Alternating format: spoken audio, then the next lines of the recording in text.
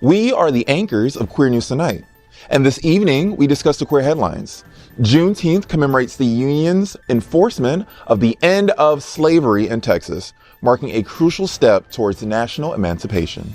Anderson Lee Eldridge has been sentenced for the hate-fueled massacre at the LGBTQ+ nightclub in Colorado Springs in 2022. LGBTQ+ America wonders if Biden's debate strategy against Trump is sound. Queer slang, or lavender language, has a rich history of empowerment and solidarity, transcending borders and shaping pop culture. Melania Trump strengthens bonds with log cabin Republicans while maintaining distance from her husband. Indian River County School Board's decision to ban this book sparks debate over censorship motives and educational freedom. Good evening. Welcome to Queer News Tonight. This is the world's first and only LGBTQ+ daily evening television news, broadcasting live and available on demand. Available on all smart televisions, including Roku, Apple TV, Android TV, Amazon, Fire TV, Twitch, YouTube, and even that Facebook. It's time to queer up the news, Wednesday, June 19th, 2024. We are live and literally out of the closet and into the headlines. So many of your important stories we are going to tell this evening on Queer News Tonight.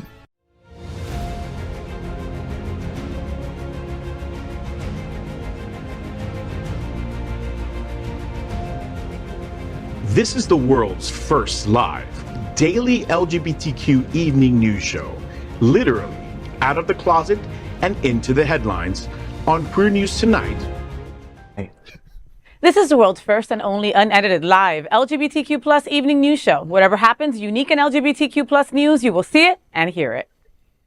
Hotspots Magazine, Happening Out Television, is a nonprofit 501c3 media company in the same model of PBS and NPR, but designed for the LGBTQ+ community. Our mission is to support the 11 pillars of our LGBTQ+ community. We want to inform and educate the key issues of our queer culture, the Black community, Latino, lesbians and queer women, trans, student youth, seniors, HIV/AIDS healthcare, business, social justice, and faith.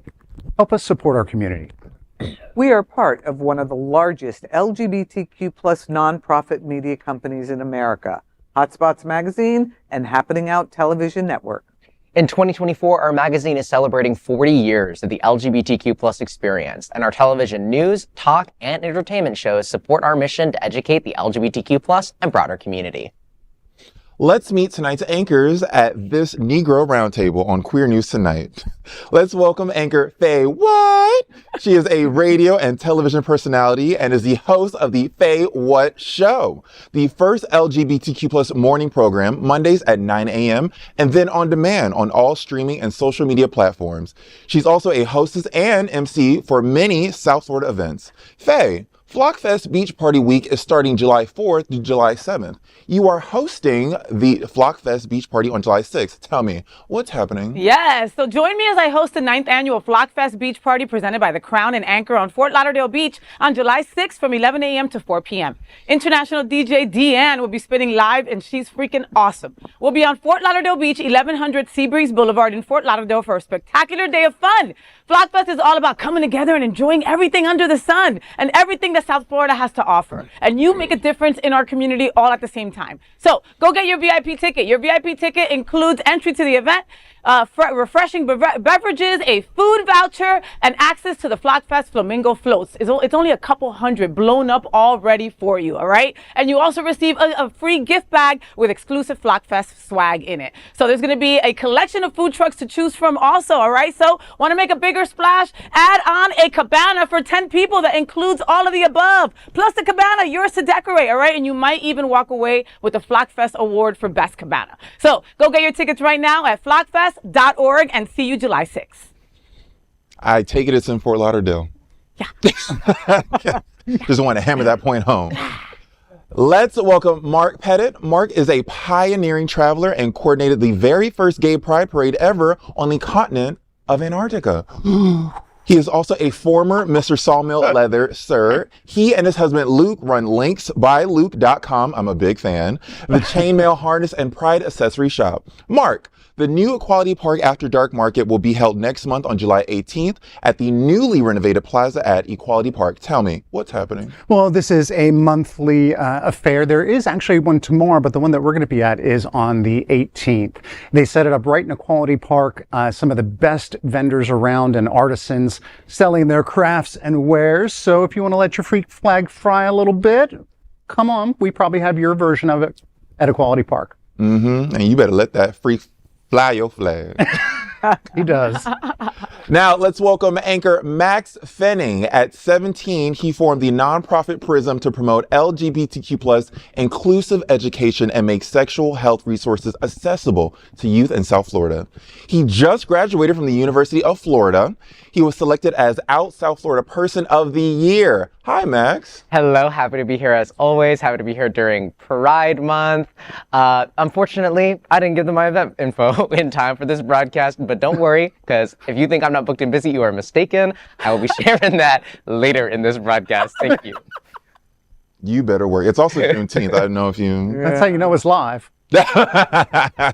It surely is. Next up, let's welcome Cindy Brown. Woo. Cindy was an early organizer of the Miami AIDS Walk and the White Party for Care Resource. She's the programs director for the Lambda Living program at Jewish Community Services, and she also served as the executive director of the MDG LCC Foundation. Welcome, Cindy. Well, thank you. And I have to say, I had a blast with you on Saturday. Girl. In the It's Happening Out booth. Man, let me tell you, Bonnie was Serving. Banging. serving. That's how you say it. Serve it. And I made Serving it, sure baby. to Mm. photobomb many of the photos. She surely Everybody did. wanted a picture with Bonnie on Saturday. Well, did you see what she had on? Of course I Not much. did. Nothing. Not much.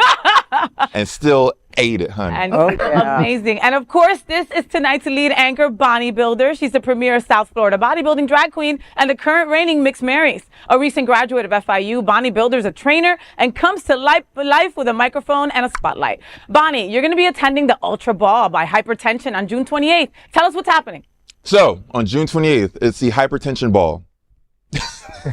Here you see the poster with my beautiful drag mother, Katya Intention. We are having a Pokemon-themed drag show. So if you're a nerd and a queer, this is your avenue. You need to go to my Instagram, Bonnie Builder on Instagram, and find the link, and you will be able to purchase a ticket from there. This is, once again, June 28th. It is the Hypertension event you do not want to miss. Go to the Ultra Ball if you love some gay-ass Pokemon Hanny, which I bet you do. We are the reporters for Queer News Tonight, and this evening we begin with the queer headlines. The LGBTQ+ community in South Florida and across America is diverse. Our community across the world is vast. And here are the bullet points of the queer news for Wednesday, June 19th, 2024. Today is Juneteenth. Now first, this evening, let's queer up Black culture. It's Juneteenth once again, and slavery ends 2 years after slavery ends. It goes by many names: Emancipation Day, Freedom Day, or the country's second Independence Day. Juneteenth is one of the most pivotal anniversaries in American history. On June 19th, 1865, Major General Gordon Granger led Union soldiers to Galveston, Texas, delivering a crucial message. The Civil War had ended, the Union had triumphed, and slavery was to be abolished. This announcement came 2 months after the Civil War effectively concluded and over 2 years since President Abraham Lincoln signed the Emancipation Proclamation. However, many enslaved Black people in Texas were still not free. About 250,000 slaves remained in bondage, as slave owners often refused to release them until forced by government representatives. Historian Henry Louis Gates Jr. noted that some owners delayed emancipation until after a final harvest or outright refused to comply. The situation was perilous for Black people, with some freed individuals being attacked or killed. Confederate states, particularly Texas, exhibited a strong desire to preserve slavery as long as possible. As explained by historian Rebecca Walsh, before Granger's arrival, many slave owners ignored the Emancipation Proclamation as Union forces lacked the power to enforce it in the South. Although slavery wasn't abolished nationwide until the 13th Amendment's ratification, the Emancipation Proclamation was a significant step. Historian Lonnie Bunch emphasized its role in initiating the federal government's commitment to ending slavery. Juneteenth commemorates the landmark event celebrating the journey towards freedom and equality. Now, I will be very, very honest, and I'm sure a lot of people can relate to this. I was not aware of this event until 2020. So the tragic shooting that happened in 2020 that set off a lot of riots and protests at that time is when I actually learned about what Juneteenth was and what it meant. I later learned that apparently Juneteenth was being celebrated in the Black community years, like in the 90s, 80s, all that good stuff. But I didn't learn it until like 4 years ago, which is wild because the education system failed me. I didn't learn about this in school, and y'all should have taught my ass what Juneteenth was way back when. So this is y'all fault. Listen, Bonnie's not wrong, okay? So, the U.S. started observing Juneteenth in 2021. That was done by President Biden. We say thank you for doing that. The first observance was back in 1980, and it was only in Texas. They were the first state to make it official state, a celebration, right? A holiday for the state, right?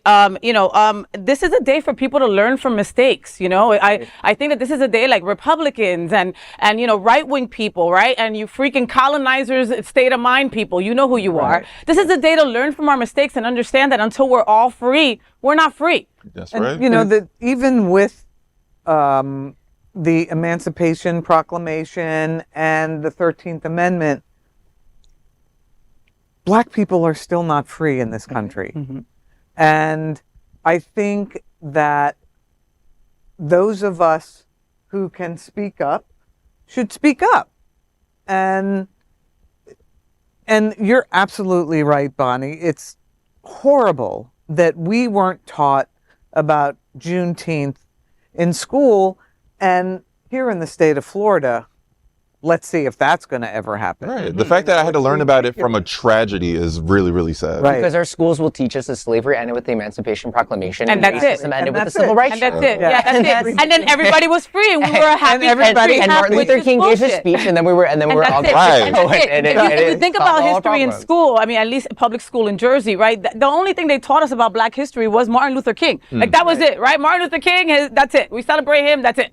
Right. Well, and I think this is one of the best things that we can absolutely do on Juneteenth. Exactly. It's just to sit around and talk about it and get educated on it, not use kind of pieces of Black culture, appropriate them to do certain parties or things like that. Just listen, get educated, and if you're invited, tag along. I'm taking Mark actually today to an event for Juneteenth. We're going to No Manners, and they're going to have an incredible panel, right? Talking exactly these topics, right? Why don't we talk more about Black history? Why are white people afraid to talk about Black history? I've had people come up to me, okay? Obviously, I'm not Black presenting. I'm 12% Nigerian. Nobody knows that it is what it is, all right? But people come up to me and say, what can I do for Juneteenth?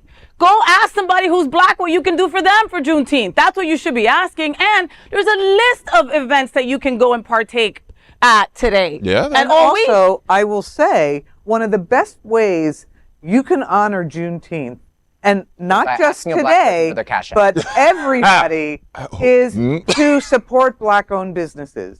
Support Black-owned businesses. Many very successful Black people in our history had their success and their wealth and their land ripped away from them. And we should always support Black-owned businesses. I do it every opportunity I can get. That is true. As a walking Black-owned business, my Cash App is $Bonnie Builder. Reparations. Come on. Hello. Reparations. Now, I will throw in a last bit of how a holiday like this is great to celebrate. It's sad that a lot of holidays like this come from such tragic moments. Right. Martin Luther King, we know him because of what he did, but also his story ended very tragically. Yeah. Right. So celebrate, be proud to all my Black folk. I love you. I appreciate you. I am you. I walk with you. I hear you. I understand you. I know that there's a lot of trauma that we're dealing with that was dropped down to us from our ancestors. So just walk with grace, give yourself grace and peace of mind. I know we're still dealing with legislation that doesn't treat us correctly because of the color of our skin, because of our background. We will continue to fight. We cannot stop fighting, but amongst the fighting, we also have to give ourselves grace and learn to have peace within ourselves. Love yourself, forgive yourself, and let's continue to walk together. Awesome. You rock, Bonnie. I know I do. Next, let's queer up social justice. Club Q shooter receives 55 life sentences for hate-fueled massacre. Anderson Lee Aldrich, the individual responsible for the tragic mass shooting at Club Q in November 2022, has been handed a monumental sentence, marking a significant step towards justice for the victims and their families. In a decisive ruling, Aldrich received 55 concurrent life sentences to be served consecutively with an additional 190 years in prison. This sentencing comes after Aldrich pleaded guilty to 74 hate crimes and firearms charges linked to the harrowing events of November 19, 2022. While the plea deal spared Aldrich from the death penalty, it came with a sobering admission. The attack was motivated, at least in part, by the actual or perceived sexual orientation and gender identity of the victims. This acknowledgement underscores the gravity of hate-fueled violence and discrimination that still plagues our society. It draws attention to the intersection of gun control and LGBTQ+ hate crimes. Prosecutors revealed that Aldrich meticulously planned the assault on Club Q, a cherished haven for the local queer community. The nightclub, located in an area historically associated with anti-LGBTQ+ sentiments, was deliberately targeted as a symbol of defiance against inclusivity and acceptance. During the trial, Aldrich's defense cited substance abuse as a contributing factor, alleging that the shooter's mental state was compromised by cocaine and medication before the rampage. However, this explanation did little to mitigate the severity of the crimes committed. After sentencing, U.S. Attorney General Merrick B. Garland reaffirmed the Justice Department's unwavering commitment to safeguarding the rights of every individual, emphasizing the need to eradicate hate-fueled violence and discrimination. Now, let me tell you something. This was a tragic event. I hope this man rots in jail. I have particular feelings about the death penalty, but I think at some point you need to learn your lesson and be confronted with the tragedies that you implemented on that day. It harkens back to the Pulse nightclub shooting when that happened. Right. I remember I was working in nightlife at that time, and I literally couldn't go to work when that happened. So the fact that you would just contribute to this fear monster that is already thriving in our queer community, you can actually go to hell. I don't care what medications, what drugs you're on. I know a lot of people that be on cocaine and don't be hurting nobody but themselves. Right. So you should just stay at home and mind your business, sir. Listen, let me tell you something. This guy's a piece of shit. Yes. Okay, and I will say that instead of saying POS, he is a complete piece of shit. I remember when he was apprehended and then they were going to start putting the case against him, he tried to say that it wasn't a hate crime because he was part of our community. He said he was non-binary. Bullshit. Okay, you can start your own little group with Caitlyn Jenner and go on your way. All right? You are not part of our community. And so that was your defense. The defense was he blamed childhood trauma. Who doesn't have childhood trauma? All right? He blamed abusive moms. You should talk to my Colombian mom. All right? He blamed online extremism. How much time?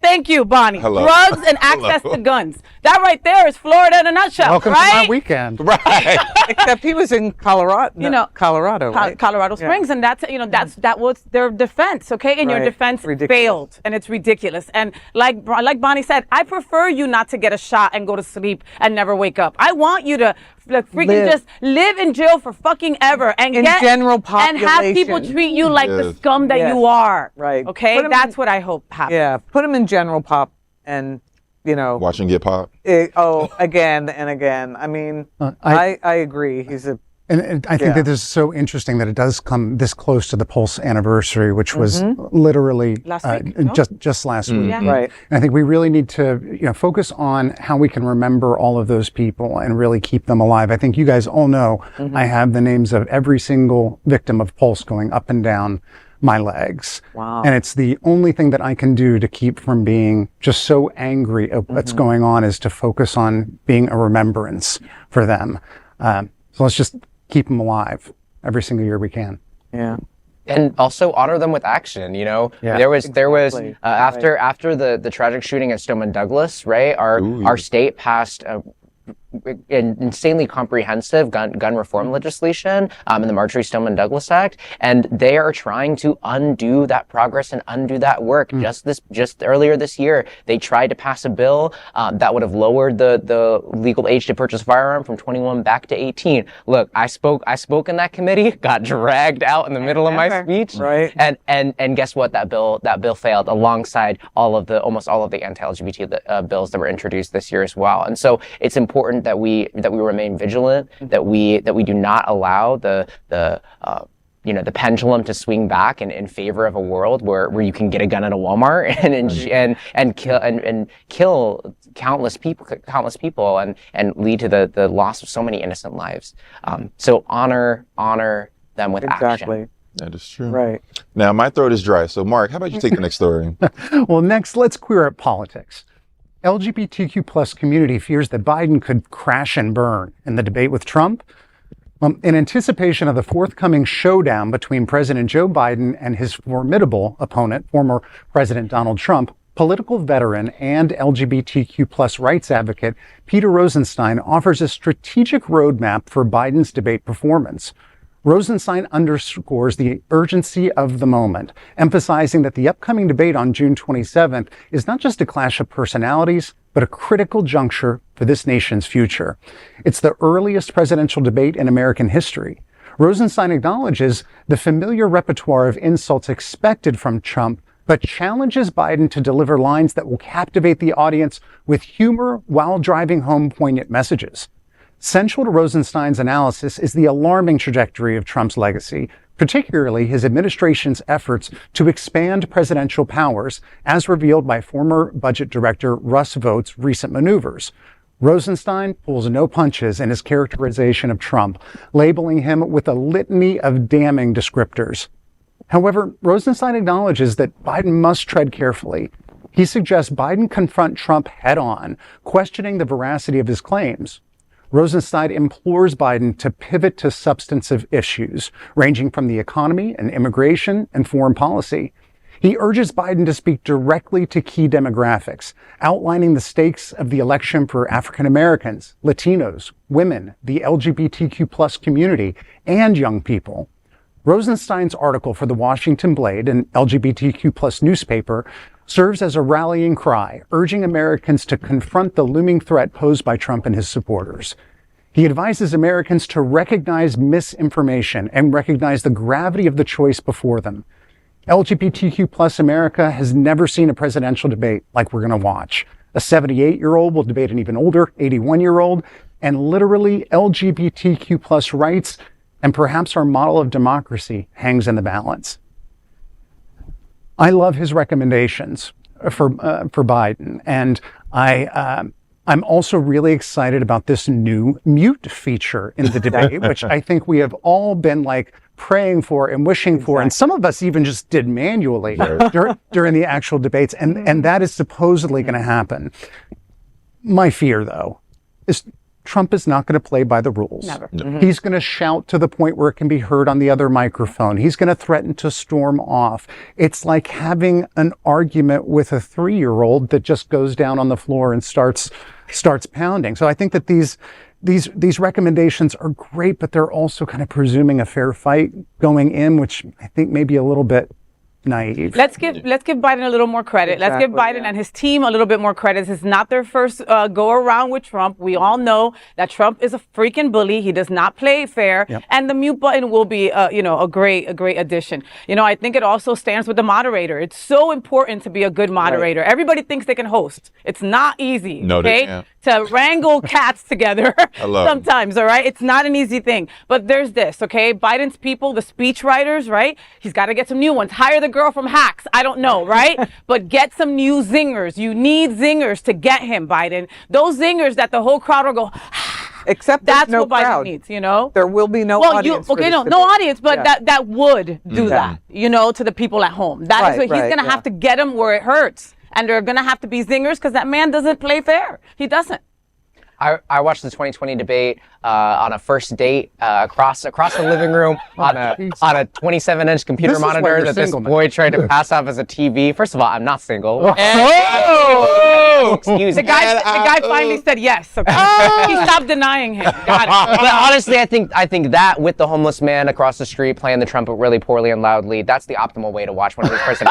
It's an absolute mess anyway. And maybe a few drinks in. I think I'm going to do a drinking game with it, and that'll get me through. I do think the fact, though, that there is no audience will be beneficial to Biden because Trump feeds off of that. He feeds off of the response of people. Yeah. Whether it's good or bad, it'll energize him. But, I do think that this strategy is a good one. Mm-hmm. And focusing, if he can really focus on things that are important to people while Trump makes stupid comments about inflation is real, right? Exactly. Car insurance is real. Like mortgages, interest have gone up. Homeowners insurance are beyond, especially in Florida. There's so many things that he can target. LGBTQ plus rights, Black history. We can go on and on and on. Right. Exactly. So hopefully, I'm pulling for Joe to come out on top. But. Yeah, I'm excited to see two old white gay men. Not gay men. Are they gay? I don't know. It doesn't know my business. I'm excited to see two old white men. Load up the tongue, though. You were saying, I know you right? Maybe I know some tea. You know how everybody's always saying that like Biden is so old. He's only 2 or 3 years older than Trump, right? It's not even that big of a difference. But it's still two old white men fighting. I got you. Next, let's queer up gay culture. Celebrating the vibrant tapestry of queer slang. Here's the tea, baby. In the ever-evolving landscape of language and culture, the influence of queer identity shines brightly. From the vibrant melodies of Taylor Swift songs to the witty banter of YouTube sensations ABBA and Preach.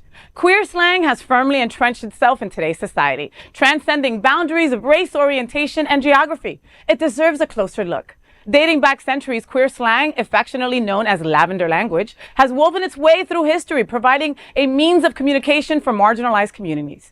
From the clandestine whispers of Polari to the colorful expressions of Gale, queer slang has always been a tool of empowerment and solidarity. How can we miss the flamboyant ballrooms of 1980s New York City, where the colorful tapestry of sword speak emerged, blending Tagalog, English, and the names of celebrities into a new language? This was captured beautifully in Ryan Murphy's TV show Pose. TV critics suggested that the spoken language of Pose was actually a character in the show. While these languages may differ in origin and form, they share a common thread: their genesis as a means of identification and connection within the queer community.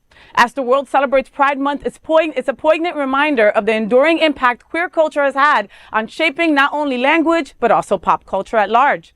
In a society still grappling with issues of acceptance and equality, the celebration and recognition of queer language serve as a beacon of hope and progress. It's a testament to the resilience and creativity of community that has fought tirelessly for visibility and representation. Most important of all, it is uniquely part of our LGBTQ plus culture. So talk about the tea, right? But there's, we have so much queer slang now that it's kind of crossed over where straight people use it so much, so we forget that it's queer slang, right? They appropriate. Just saying you pass, right? You pass means that you pass as a straight person, right? That straight people wouldn't know that, right? Or you read somebody, you tell somebody off, right? Or you give somebody shade. You might give them a side eye, or you ain't talking to them today, A diaper dyke might be a new dyke, right? She just came out. Or an LUG, a lesbian until graduation. That's one of my favorite. That was one of my favorites in college. You know Candy. Anyway, so Candy was my friend. She was in a dorm adjacent to mine, and she was only gay during college. Like she said, once college was over, she was done. She was going to find a man and get married. Later to the story, she ended up finding Lauren, and they ended up being together, and they're still together. Happy anniversary, bitches. But, so queer slang is just everywhere, and it's a beautiful thing, and it's how maybe we began to communicate when we weren't out and weren't able to be so out like we are now. And now it's kind of part of pop culture and part of straight people's worlds also. Well, that is, my husband is from the UK and was actually familiar with this Polari, which is when they're just putting together words from different languages to kind of speak a little bit undercover. Very popular in the 60s in the UK. And I didn't realize like 2 big terms that we use are from there, like calling a young guy chicken, that's Polari, and calling a guy trade. I thought that was ours. I thought that was American, but you would. So Americanocentric, I know. But it's actually from British closeted men that would work in the trade industry that would be either paid or compensated for their time with wealthier, more out gays. I think it's absolutely fascinating to understand our language like this. I know I was gagged the first time on television I saw straight people use, the first time I saw straight people use shady. It's a very specific reference. I was watching the Real World season like 14 reunion, and one character was like, "You were being shady when you said this in the press." I'm like, how the fuck you know about shady? Where the fuck y'all learned that from? Now, there is a strict line between gay slang and gay internet slang, because it doesn't always translate. Like when all the kids were using wig, I didn't know what the fuck that was about. And then Katy Perry used it on American Idol, and it made even less sense. So there's wig? Did you say wig? Confused now. Like my eyes are wrong. What's on your head? No, girl. No, that's all natural. Right, I just combed it out, put it in the updo. So what is wig? You gonna leave us on that? I don't know either. No, but also because it's Juneteenth, we also have to recognize that half of queer slang is actually just black slang. Exactly. Black slang becomes gay slang, becomes like white woman slang, and that's just marginalized becomes marginalized slang. That's the progression. But I think what's really, really interesting when we talk about like straight people using queer slang, we keep talking about Polari. I was actually looking a little bit deeper into Polari for a TikTok video that I made, and just like earlier this week, and I discovered that zhuzh is from Polari, which I was not aware of. I mean, I grew up with like my mom would say zhuzh it up like all the time, and like she doesn't go to drag bars. And then Jasmine Masters just made it like her thing. That just goes to show, the queer people come in, and even neighborhoods, we come in, we make them nice, and then people That's called gentrification. There's the word. and then they open up the smoothie shops, and then they raise the rent 3 times. No, cities like they stole our language. Exactly. They stole our language. Some of my favorites, and I used this back in the 80s and 90s, is beard. That's a good one. Going to the office party with my boyfriend here, who was my beard. Oh, I was used as a beard so many times. Oh, yeah. Child, I had a beard. I thought she was a lesbian, honestly. I also dated a lesbian. Look at us. All 3 of us dated a lesbian. Yeah, and a baby dyke. I was a baby butch. I was a baby butch. Now that I'm an old lady, I don't know. I can't be a baby butch anymore. Am I like a... What do you want to be? Dinosaur butch? OG butch. Dinosaur dyke. We just created gay slang right here. There you go. Just like that, honey. Although I don't know how many other older folks would accept the dinosaur, but I think it's fun. I don't think I'm allowed to use the word, and I just listen. And then when you start looking for older ladies, it's dinosaur diving, right? Yeah, that's good. It's called carbon dating. All right, Cindy, well, next? Let's clear up politics. From gay slang to Melania Trump deepens ties with log cabin Republicans amid husband's legal woes. Former First Lady Melania Trump is once again in the spotlight, this time for her increasing involvement with the Log Cabin Republicans, a conservative LGBTQ+ group. Despite her husband's legal troubles and her own relatively low profile, Melania's connections with the organization have taken center stage. In April, Melania emerged from relative seclusion to headline an event at Mar-a-Lago for the Log Cabin Republicans. Now, Politico reports that she's slated to host another fundraiser for the group in July at Trump Tower, which attendees asked to contribute $100,000 each. Melania's affinity for the Log Cabin Republicans is evident in the fact that she's their biggest fundraising partner to date. Her commitment was further recognized 3 years ago when she was honored at Mar-a-Lago during a special dinner. While Melania's involvement with the organization is clear, it remains unclear whether she is financially compensated for her appearances. Reports suggest Melania earned over $1.2 million in speaking fees in 2023, and her current rate for a speech is around $155,000. However, Melania has remained mostly silent about her stance on her husband Trump's political career and aspirations. Unlike her stepdaughter, Ivanka, who recently wished her father a happy 78th birthday and is reportedly considering a more active role in his re-election campaign, Melania has kept a distance. Thank you so much for your kind introduction and beautiful words. Good evening. So great to see so many familiar faces here tonight. It is an honor and a privilege to be in your presence once again, surrounded by friends and allies who share the common goal of promoting equality for all. Well, once again, I am totally confused why log cabin Republicans even exist. And it's beyond me that a self-respecting LGBTQ plus person could support the Republican Party with their platform. It's just beyond me. There's some less self-loathing there, Cindy. Oh, yes. I think this is a very smart move on her part. I think that she is setting up her contacts ahead of time to set up her own little escape plan, her own little Melania Underground Railway. She's got some good gay friends that can get her some new clothes, get her on a bus, get the visa to go into Canada. She's just setting it all up ahead of time. But I agree with you in terms of not understanding the reasoning. They're holding on to Abraham Lincoln's kind of log cabin values. You know, we don't want the government in our lives. We should be able to do what we want to do. But I don't think log cabin Republicans make the connection that the Republican Party has not been about those values for a really long time. Yeah, where are the log cabin Republicans in Florida opposing DeSantis's full control, talking about the government not having power?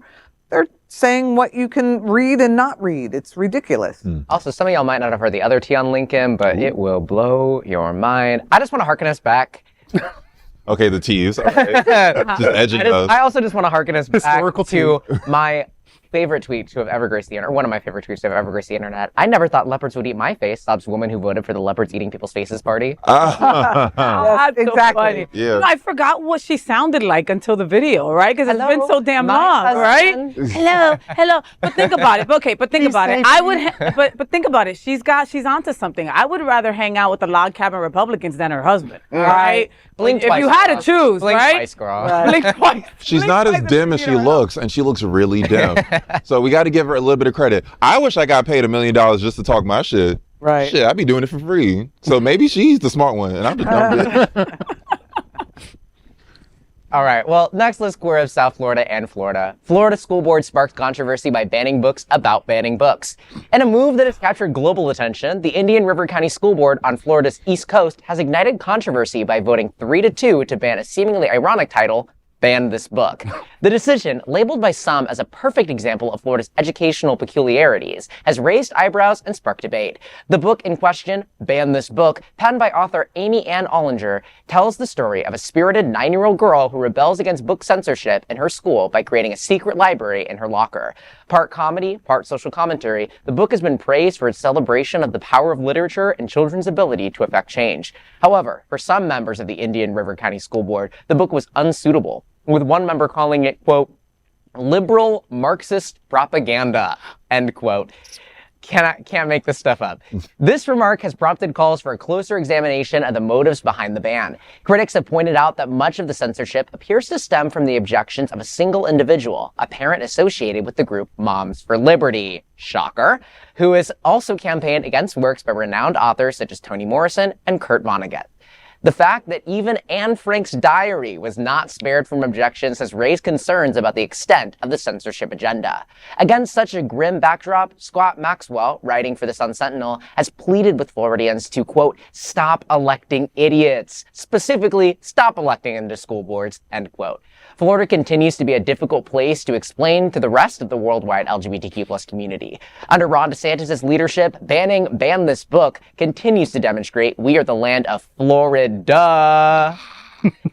Look, it's absolutely ridiculous that Florida is #1 in book bans, to the point where Ron DeSantis himself has had to get in front of a podium for another one of his little press conferences and say, hey guys, I think maybe we might have gone a little bit too far. And they passed legislation this year to actually make it harder to ban books because it's been so insane. All of these have happened. Almost all of these book bans have happened from under a dozen people in the state of Florida, most of which aren't even parents of kids in the district. Yeah, no, that's absurd. Aren't even kids in the district. That's absurd. I am grateful to say that here in South Florida, book banning has not been as big of an issue as it has been in other counties across the state. But girl, it's still definitely been a problem. It's still there. Which leads me into I want to mention that we are doing a summit actually in Central Florida called the United Voices Summit, where we are going to be gathering teachers and students and community members and activists across the state to push back against the book banning that's happening in our state. Awesome. It's going to be on July 12th and 13th. And on the 12th, there's going to be a reception with a ton of banned book authors like James Ponte, Lauren Groff, Dr. Marvin Dunn, Steve Machek, and Rob Sanders. And so it's going to be killer. So you want to get caravan to Central Florida. Right, let's do it. So if y'all want to get your tickets, you can look at the events on www.prismfl.org or on penn.org's events and get your tickets. That sounds awesome, Maxie. Great job. And y'all better go. Yeah, right? So I think somebody should write a book, Teach This, and maybe they'll teach it. just saying. It's just absurd. And a lot of, like Max said, these are not even people with children in public schools. How are you going to ban Charlotte's Web? How? Exactly. Come on! And when has history ever favored the limitation of knowledge to any one group of people? When does that ever look good in a history book? And just to play a little bit of devil's advocate, which is not hard with this, but even if a book is all about Marxism, well, shouldn't you have a couple of books on Marxism in the library along with kind of every other philosophy and political education? Just because you don't agree with it doesn't mean that you shouldn't learn about it. Learn not to do it. Yeah. You don't do that by ignoring. Anytime you cut off someone's access to learning about something, it's wrong. We want to teach people to be able to use their own brains and common sense. It's fair. Learn 451. and then make decisions. Look, and one last thing, the Scott Maxwell, right? His quote should have just said, quote, "Stop electing idiots." That's it. Period. End of quote. Would have been perfect. But he was asking Florida to stop electing So he had idiots. to be like, especially to school boards. Yeah. Got it. Yes.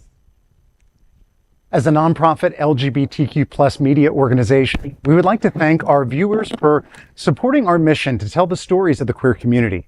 We also thank the generous support of Jets Pizza. Jets is the LGBTQ plus community's most popular pizza in South Florida.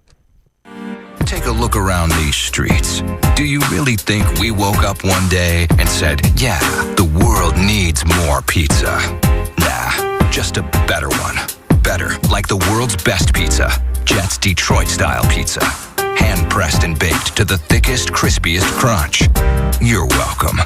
Now visit jetspizza.com and save. Click on hot deals for special offers in your area. Jets, better because it has to be. We are proud of our special partnership with Sunshine Cathedral, the world's largest queer church right here in Fort Lauderdale. Supporting that partnership, we're broadcasting from our permanent set here at Sunshine Cathedral at the Happening Out Television Network. We broadcast Sunshine Cathedral's Sunday International Service at 10:30 a.m.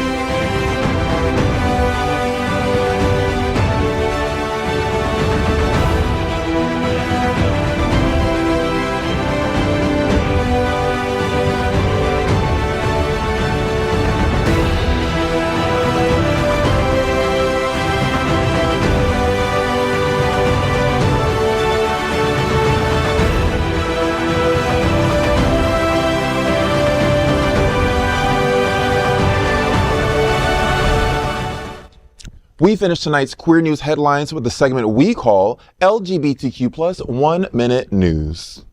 In LGBTQ plus 1 Minute News, that's Queer Up Entertainment. LGBTQ plus TV shows farewells in 2024.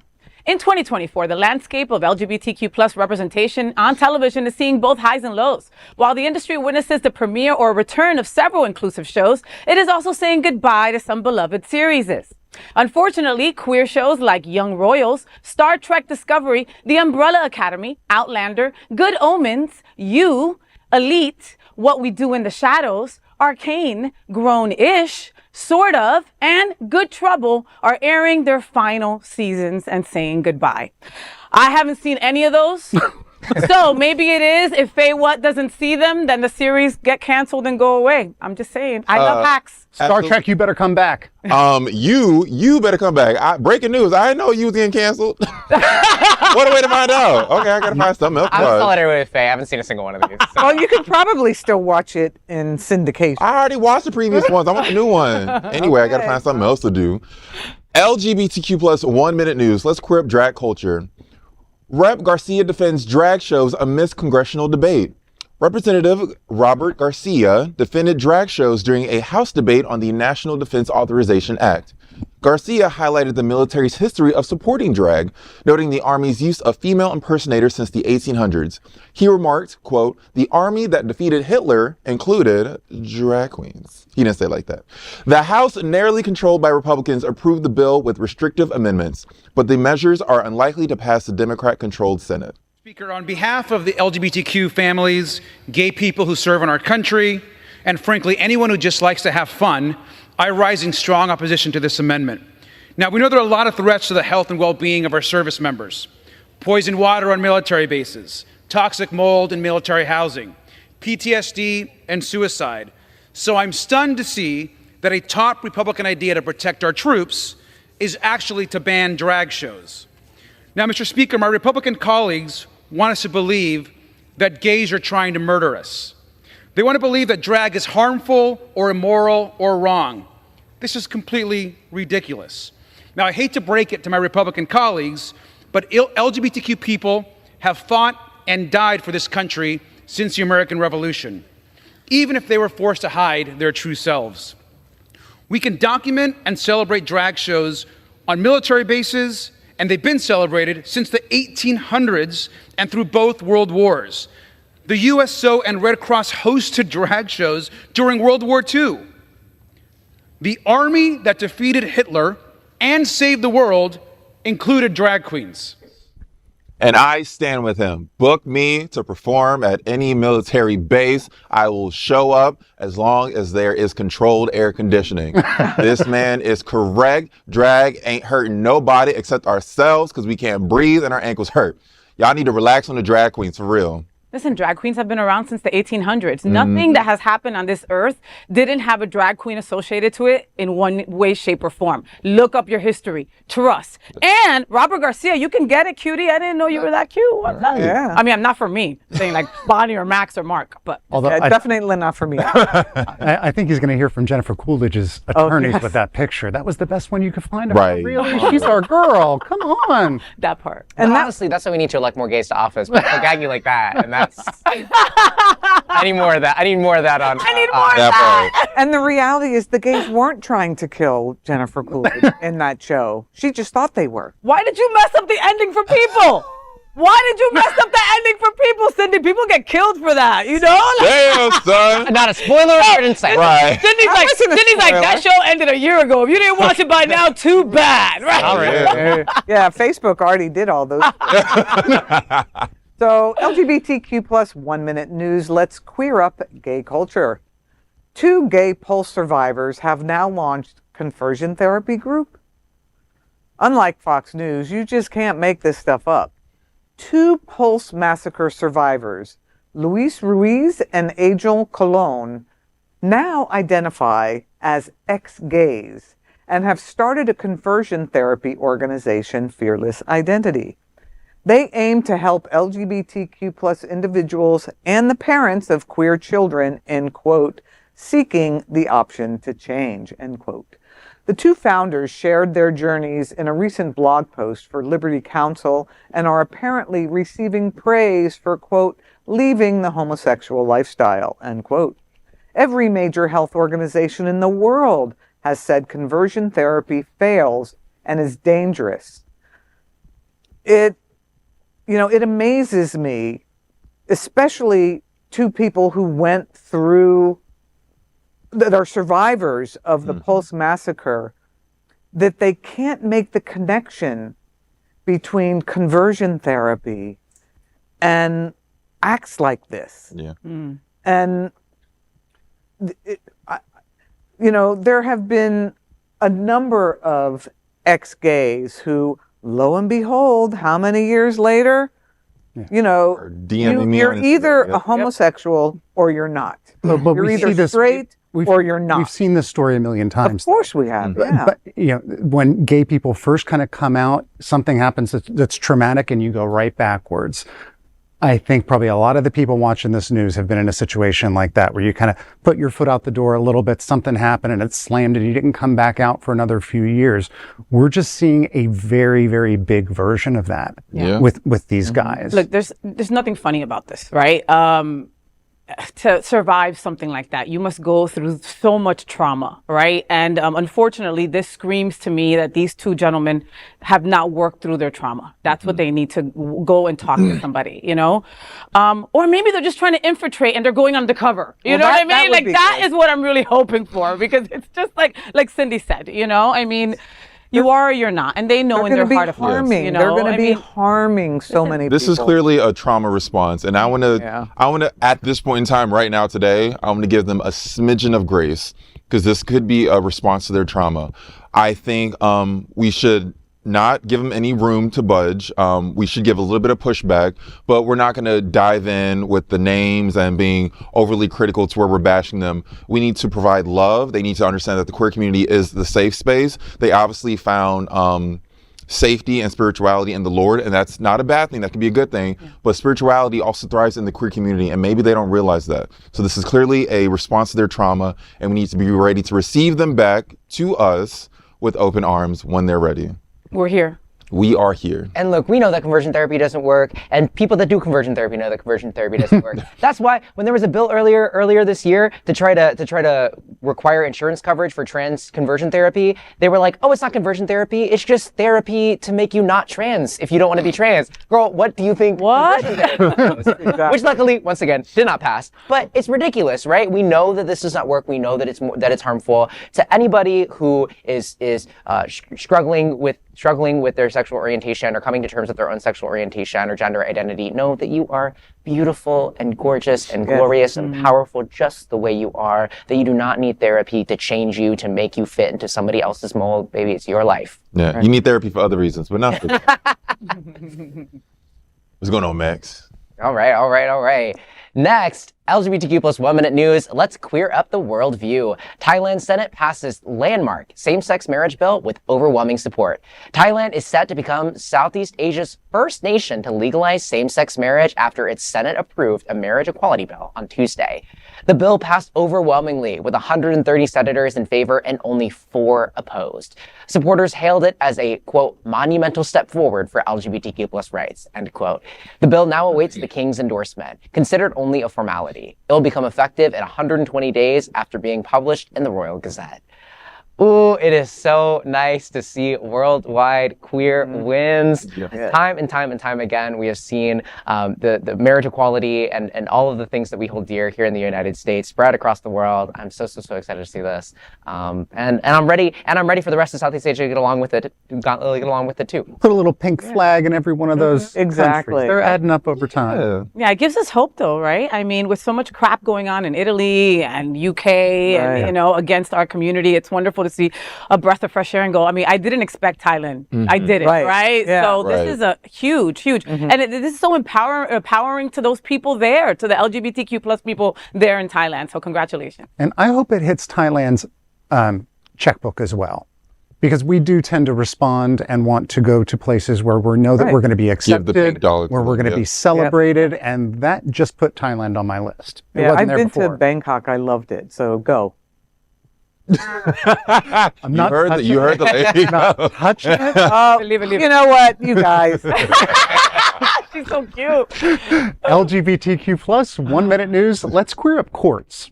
Federal judge halts Title IX LGBTQ plus protections in 6 states. A federal judge has temporarily blocked amendments to Title IX that would have increased protections for LGBTQ plus students in 6 states. On Monday, Judge Danny Reeves granted a preliminary injunction for Kentucky, Indiana, Ohio, Tennessee, Virginia, and West Virginia. This follows Judge Terry Doughty's recent ruling blocking the expansion in Louisiana, Mississippi, Montana, and Idaho. Whenever you see kind of the sides arguing against this, the irony never escapes me that they're always wanting to talk about protecting children. The other side that doesn't want, the exposure to gay people or gay books and all, it's all to protect children. But when a chance comes up to really protect children, to protect all children, they fight against it. They step right over it. I just want to point out that Florida has also filed a challenge against Title IX, but I don't see them on that list. So. Ooh, and ooh. And it just keeps on coming. Yeah. It really does. Well, on that note, Max. All right, that is today's news. We're having for the LGBTQ plus community on the world's first and only daily LGBTQ plus evening news show. If our community is important to you, share this news with your friends and family. Are you, like most of America, part of our very large television audience watching this live LGBTQ plus news broadcast right now on Roku, Apple TV, Android TV, and Amazon Fire TV? Queer News Tonight is the only live LGBTQ plus digital television show in the world that is out of the closet and into the headlines. We need your support. If our community is to grow, we must tell our stories and bring them to the attention of the broader world. This is the only place in the world that tells these types of LGBTQ plus stories in motion and sound. That's the passion of Hotspots Magazine, Happening Out Television Network, and Queer News Tonight. I am your incredibly good-looking anchor, Bonnie Builder. And on behalf of these boogers, LGBTQ plus reporters, and the anchors of Queer News Tonight, including FayWhat, Mark Pettitt, Maxx Fenning, Cindy Brown, we will see you daily at 8 p.m. To our LGBTQ plus world, we wish you good night.